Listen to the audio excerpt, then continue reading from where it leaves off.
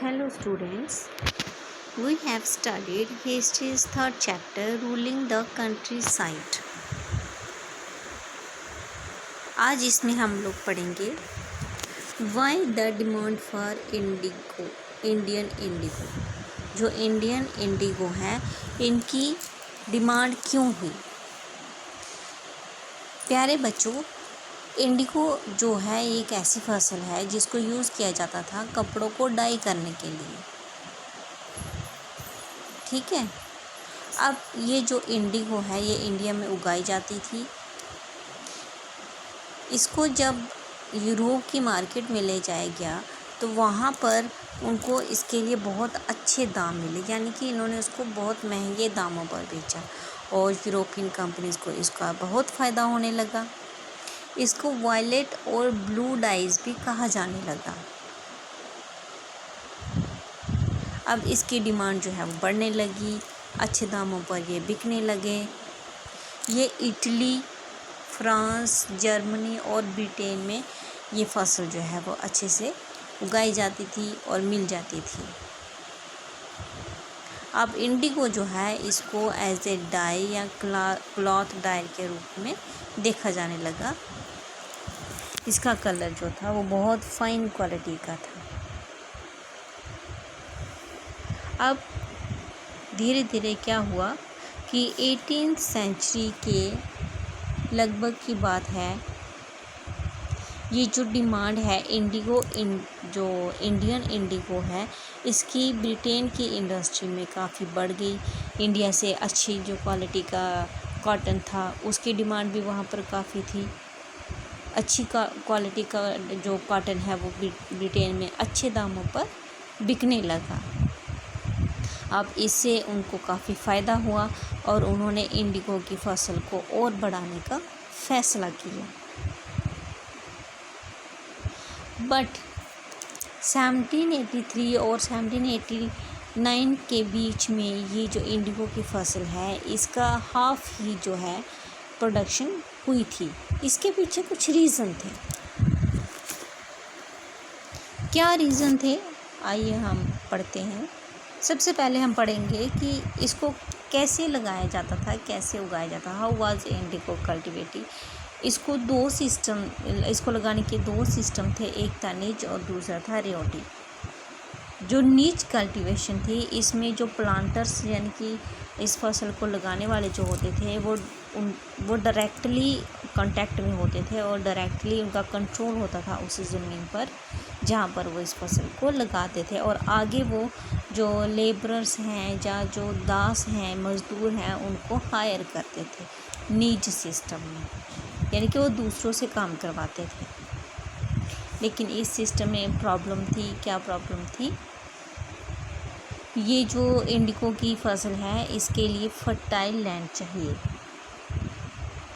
ठीक है, इसके लिए अच्छी जो है वो ज़मीन होनी चाहिए और इसके साथ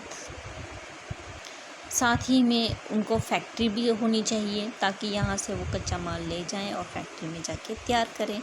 अब जहाँ पर ये फसल लगाई जाती थी वहाँ पर छोटे प्लाट थे जहाँ पर जो गरीब मज़दूर तबके के लोग रहते थे। तो इन लोगों ने क्या किया कि उनको खाली कर दिया। जो पीजेंट्स जो थे उनसे जो एरिया था वो छीन लिया गया। अब यहाँ पर थोड़ी टेंशन भी क्रिएट हो गई और कन्फ्लिक्ट भी बढ़ गया। इसके बाद है IndiGo on the land of riots. ठीक है, जो रियॉट्स की ज़मीन है वहाँ पर जो फसल लगाई जाती थी। अब ये जो रियॉटी सिस्टम है ये क्या था कि जो प्लांटर्स थे उनको सबसे पहले फोर्स किया जाने लगा कि वो एक एग्रीमेंट, एक समझौता करें जिसको सत्ता कहा जाता था। उस समझौते में क्या था कि जो गांव का हेडमैन को प्रेशराइज़ किया जाता था कि वो उनके साथ एक कॉन्ट्रैक्ट रखेंगे रियॉट्स के बिहाफ में। क्या कॉन्ट्रैक्ट रखेंगे कि सबसे पहले तो वो उनको एडवांस देंगे ब्याज के तौर पर, यानी कि जो पैसे देंगे उसके ऊपर कम इंटरेस्ट लगेगा, ब्याज लगेगा। और जब ये इंडिगो की फसल हो जाएगी तो उसमें से 25% भी उस फसल के ऊपर भी इनका हक होगा।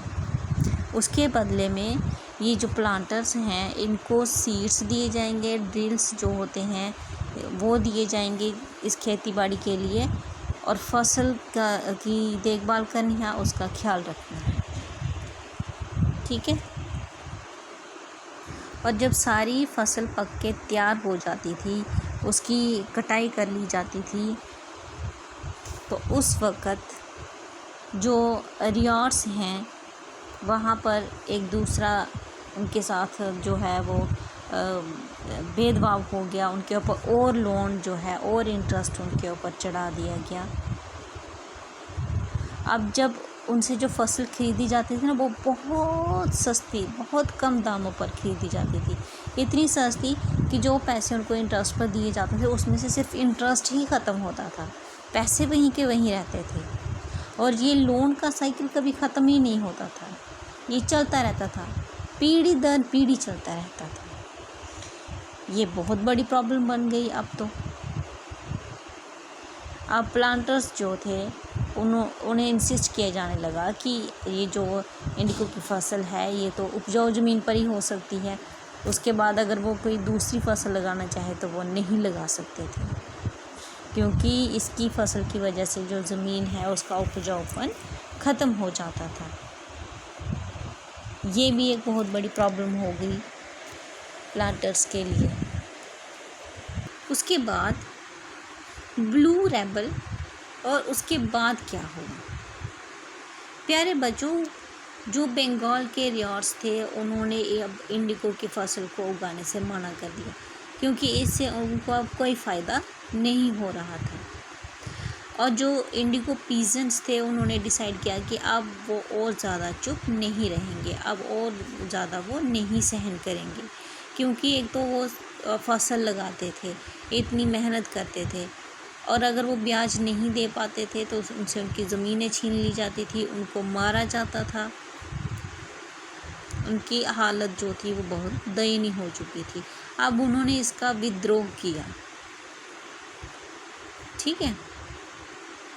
अब जो इंडिगो रियार्ड्स थे उन्होंने जो लोकल ज़मींदार, जो विलेज हेडमैन हैं, उनकी भी मदद ली, उनसे कहा कि वो उनकी मदद करें इसमें, और जो ये जो कॉन्ट्रैक्ट था इसको उन्होंने रिफ्यूज़ कर दिया, मना कर दिया।